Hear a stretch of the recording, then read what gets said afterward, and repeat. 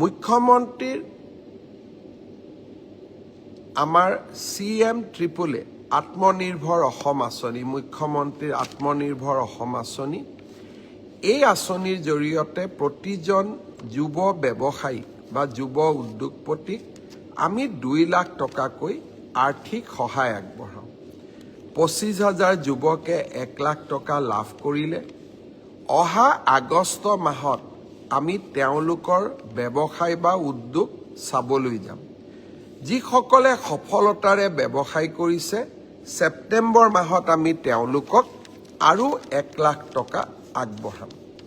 তাৰ লগে লগে অসমত এতিয়া ইণ্টাৰভিউ চলি আছে।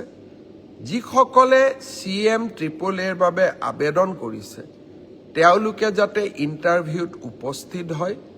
30 মে'ৰ ভিতৰত আমি ইণ্টাৰভিউ